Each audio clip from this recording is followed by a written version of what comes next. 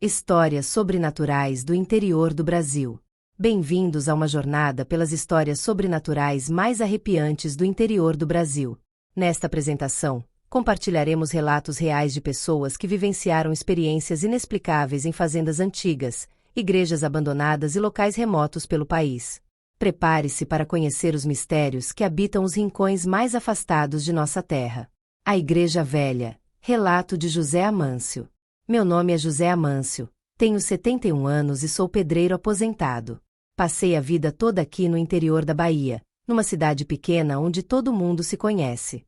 Eu não sou homem de acreditar em assombração, mas também aprendi a respeitar certas histórias. As coisas simplesmente acontecem e a gente não tem explicação. Essa história se passou quando eu tinha uns 45 anos. Naquela época ainda pegava serviço pesado e fazia bicos em obras. Quem me chamou foi seu Eduardo, um homem sério, trabalhador, que já tinha seus 64 anos. Ele tinha recebido um pedido para avaliar um terreno perto da chamada Igreja Velha, um lugar que, para dizer a verdade, ninguém gostava de chegar perto. A Igreja Velha, histórias e rumores. A igreja ficava na parte mais antiga de São Desidério, na Bahia, já quase engolida pelo mato. Tinha sido desativada há muitos anos. Ninguém sabia exatamente por quê, mas sempre se falava que antes dela ser fechada aconteciam coisas estranhas lá dentro. Alguns diziam que gente esquisita ia até lá à noite, que faziam rituais, que algo deu errado. Outros falavam que o padre da igreja tinha desaparecido sem deixar rastro, e depois disso ninguém mais quis saber daquele lugar. Eu nunca dei muita atenção para essas histórias. Sempre achei que era coisa de gente medrosa. Mas seu Eduardo, ele sim, parecia desconfortável desde o começo. Rumores sobre a igreja. Rituais estranhos aconteciam à noite. O padre desapareceu misteriosamente. Ninguém queria se aproximar do local. A igreja estava abandonada há anos. Personagens: José Amâncio, pedreiro, 45 anos na época.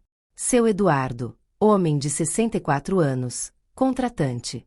Dona Hermínia, senhora que morava perto da igreja. O encontro com Dona Hermínia. Naquela tarde saímos com as ferramentas para dar uma olhada no terreno. O dia estava esquisito. O céu estava limpo pela manhã, mas conforme fomos chegando perto da igreja, as nuvens começaram a se formar. O vento soprava frio e as árvores faziam um barulho seco, como se cochichassem entre si. Assim que estacionamos, vimos Dona Hermínia parada na porta da casa dela. Ela morava ali perto, uma senhora de 78 anos, baixinha, de cabelo branco, com aquela expressão séria de quem sabe de coisas que a gente nem imagina. Vocês vão mexer com essa igreja?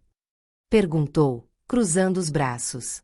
Vamos só dar uma olhada, disse seu Eduardo, sem jeito. Ela balançou a cabeça devagar. Não deviam. Quem entra lá sai diferente. Isso se sair. Eu ri, tentando aliviar o clima. Deixe disso, Dona Hermínia. Igreja é só um prédio velho, nada mais. Ela suspirou fundo, como se tivesse ouvido aquilo muitas vezes antes. Se vocês dizem. A aproximação da igreja. Seguimos caminho, pisando no mato alto e seco. Quanto mais perto chegávamos, mais estranho o ambiente ficava. O silêncio ali era diferente. Não era só o som do vento, mas uma ausência completa de qualquer barulho. Nem passarinho cantava. Quando chegamos à porta da igreja, ela estava entreaberta. A madeira velha rangia. Olhei para seu Eduardo, esperando que ele abrisse primeiro, mas ele parecia hesitante. Quer que eu vá na frente? Perguntei. Ele hesitou por um instante e depois assentiu. Respirei fundo e empurrei a porta devagar. O cheiro veio, madeira velha, mofo, algo meio azedo, difícil de identificar. O ar lá dentro era pesado, quase sufocante. O chão rangia sob nossos pés enquanto entrávamos. A luz fraca do fim de tarde entrando pelas janelas sujas. A vela acesa. E foi então que vimos, bem no centro do altar, havia uma vela acesa. Aquilo fez o frio subir pelas minhas costas. Uma vela acesa? Como assim? Ninguém entrava ali fazia anos, pelo menos era o que diziam. Olhei para seu Eduardo esperando alguma explicação, mas ele só encarava a chama, imóvel. Nenhuma corrente de ar, nenhum vento, Nada fazia aquela vela se mover. Foi quando algo me chamou a atenção no chão. Me abaixei para olhar melhor. Marcas de pegadas na poeira. Alguém tinha passado por ali. A vela parecia recém-acesa, a cera ainda escorria devagar, brilhando sob a luz fraca. O silêncio era absoluto. Nenhuma explicação fazia sentido. Quem teria entrado ali e por quê? O encontro com o inexplicável. Foi então que ouvimos um barulho. Era um som seco vindo dos fundos da igreja, algo arrastando no chão. Meu coração acelerou. Segurei a lanterna firme, apontando para o corredor lateral. Seu Eduardo respirou fundo ao meu lado. Tem alguém aí? Minha voz soou mais fraca do que eu gostaria. Nenhuma resposta. A luz da minha lanterna tremulou por um segundo e naquele instante eu vi, no fundo do corredor, entre as sombras dos bancos quebrados, algo se moveu. Não era uma pessoa, disso eu tenho certeza. Era grande, mas parecia distorcido, como uma sombra que não se encaixava no espaço onde estava. Paralisei por um instante. Meu corpo queria correr, mas minhas pernas não obedeciam. Seu Eduardo puxou meu braço. Vamos sair daqui, ele murmurou. Eu nem discuti. Saímos rápido, sentindo um frio surdo nas costas, como se alguma coisa estivesse olhando. A fuga e a confirmação. Quando chegamos lá fora, a noite já estava caindo. A luz do dia parecia mais fraca, como se o tempo tivesse passado diferente lá dentro. Dona Hermínia ainda estava na porta de casa. Nos olhou de longe, e eu vi no olhar dela que ela já sabia. Vocês viram, né? Disse apenas. Não respondi. Não precisava. Aquela vela, aquelas pegadas, aquela sombra. Eu não sabia o que tinha acontecido lá dentro, mas uma coisa era certa. Aquela igreja não estava vazia. O que vimos? Uma vela acesa no altar. Pegadas frescas na poeira. Uma sombra distorcida no corredor. O que sentimos? Ar pesado e sufocante. Silêncio absoluto e antinatural. Sensação de ser observado. O que aprendemos? Algumas histórias merecem respeito. Nem tudo tem explicação. Dona Hermínia estava certa. O porão da fazenda. Relato de Juvenal. Meu nome é Juvenal, já sou um homem vivido, com mais de 60 anos nas costas, e posso dizer que já passei por poucas e boas nessa vida. Mas tem uma coisa que aconteceu comigo há mais de 30 anos e que até hoje não me sai da cabeça. Eu nunca gostei de falar disso porque só de lembrar meu sangue gela, mas como sei que tem gente que duvida dessas coisas, vou contar direitinho o que aconteceu. Se vão acreditar ou não, isso não é comigo. Naquele tempo eu trabalhava como caseiro na fazenda Tim, lá no interior da Bahia. A fazenda era muito antiga, e o povo da região falava que no tempo da escravidão os donos mantinham os negros presos num porão que ficava nos fundos, perto do matagal. Histórias do porão. Diziam que ali tinha acontecido muita desgraça, que os escravos eram castigados de forma cruel, que muitos morreram acorrentados naquelas paredes de pedra. O povo evitava passar por lá à noite, mas eu nunca fui de acreditar nessas histórias. Pelo menos não até aquela noite. Era uma noite quente, abafada. Eu tinha terminado o serviço mais cedo e estava sozinho na fazenda, já que o patrão e a família tinham ido para a cidade resolver uns negócios. Sentei na varanda para descansar e fumar um cigarro, quando meus olhos foram no casarão. O lugar estava lá, escuro, imponente, com aquela porta de madeira velha que sempre rangia com o vento. Aquela noite, porém, não ventava nem um pouco, mas eu juro que vi a porta se mexer. A curiosidade me pegou. Sempre quis ver o que tinha lá dentro, mas nunca tive coragem de entrar sozinho. A luz da lua era fraca, mas suficiente para eu enxergar o caminho. Peguei minha lanterna e fui. A entrada no porão. Quanto mais me aproximava, mais pesado o ar ficava, como se o próprio lugar não quisesse que eu entrasse. Mas eu fui teimoso. Cheguei na porta e empurrei. O cheiro lá dentro era de mofo e terra úmida, um cheiro velho, parado. O casarão era grande, com paredes grossas de pedra e um chão de madeira tão antigo que rangia a cada passo. Dei uma volta, iluminando as paredes cheias de marcas estranhas. Pareciam arranhões. Não sei se era minha imaginação, mas algumas marcas pareciam feitas por dedos humanos, unhas, como se alguém tivesse tentado escapar dali desesperadamente. Aproximação. O ar ficava mais pesado a cada passo em direção ao porão, como se o lugar rejeitasse visitantes. Entrada. O cheiro de mofo e terra úmida dominava o ambiente. As paredes de pedra guardavam marcas inquietantes. Descoberta.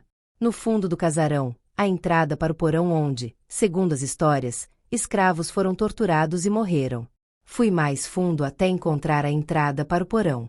Era ali que, segundo diziam, os escravos eram trancados. O lugar exalava uma energia pesada, sufocante. Meu coração começou a bater mais forte, mas eu ignorei o medo e desci os degraus de pedra que pareciam úmidos sob minhas botas. Preso no porão. Assim que pisei no chão do porão, ouvi um estrondo. Dei um pulo e me virei para trás. O portão de ferro que dava para o lado de fora havia se fechado sozinho. Corri até ele e tentei abrir, mas nada. O cadeado que antes estava enferrujado e frouxo agora parecia trancado com toda a força do mundo. Comecei a suar frio. Meu coração parecia querer sair pela boca. E foi aí que eu ouvi. No começo era só um sussurro baixo, quase como uma prece. Eu me virei para dentro do porão, tentando iluminar com a lanterna, mas não havia ninguém. O sussurro aumentou, como se mais vozes estivessem se juntando. O medo começou a tomar conta de mim, e minha mão tremia segurando a lanterna. De repente veio o grito. Um grito tão alto e tão sofrido que me fez cair de joelhos.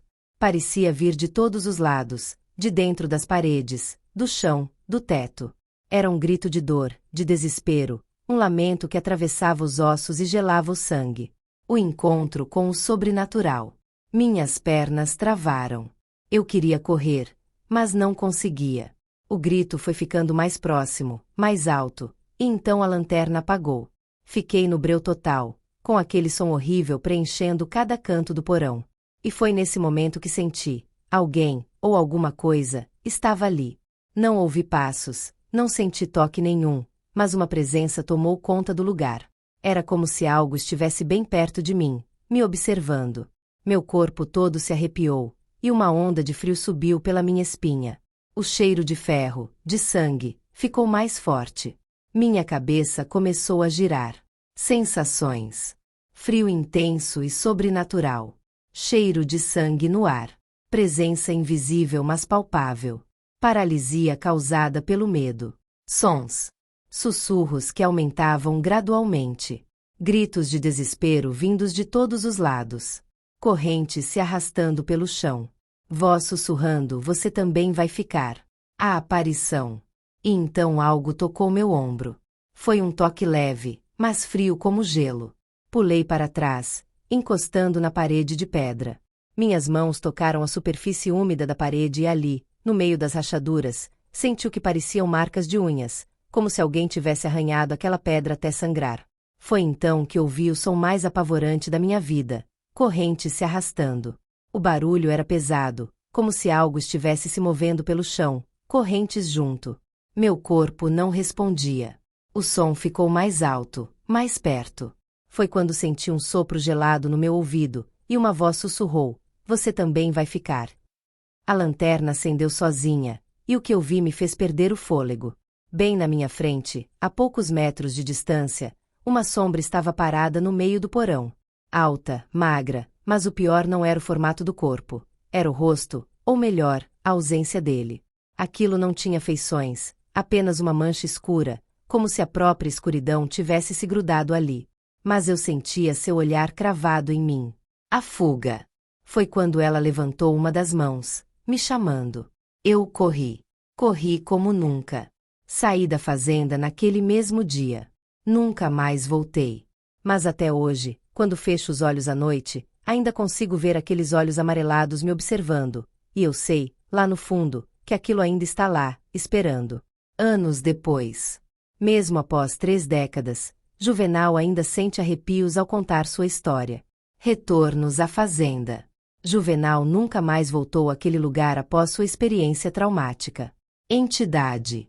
Uma única aparição foi suficiente para marcar sua vida para sempre. A Fazenda Assombrada. Relato de Anderson Santana. Olá, meu nome é Anderson Santana, tenho 35 anos e trabalho há 15 anos como técnico em agropecuária para um grupo que atua em vários estados, produzindo soja, milho e algodão. Mais uma vez eu e outros amigos de trabalho fomos atormentados por entidades malignas que se faziam passar por pessoas. Em 2008, meu gerente me pediu para ir até uma fazenda que o grupo havia acabado de comprar no sul do Piauí. Junto comigo foram mais 3 homens que trabalhavam conosco na fazenda do grupo na região de Roda Velha, no oeste da Bahia. Levamos um caminhão, um trator de esteira e uma picape, pois ficaríamos na propriedade por um bom tempo até organizá-la. A descoberta das sepulturas. A propriedade era bem grande, tinha 2 casas velhas, um curral precisando de melhorias, mas contava com energia elétrica e um poço que fornecia água doce em grande quantidade. Inicialmente fomos limpar uma das casas onde ficaríamos alojados, e no dia seguinte começamos a limpeza externa, conferimos cercas, medimos a propriedade e conhecemos melhor o local. No entanto, algo me chamou a atenção. Dentro da área da fazenda, a menos de 200 metros da casa e no meio do mato, encontramos algumas sepulturas e cruzes. No início da noite, fomos até o mercadinho que ficava em um povoado a cerca de 5 quilômetros da fazenda para comprar mantimentos e contratar algumas pessoas para nos ajudar no serviço. No povoado, aproveitamos para conversar com o dono do mercado e tomar uma cerveja gelada. Foi então que meu amigo Gilberto, o tratorista, tocou no assunto das sepulturas. O dono do mercado deu uma risada e respondeu que antigamente era comum as pessoas serem enterradas nas próprias propriedades. Em seguida, perguntou se tínhamos medo de assombração.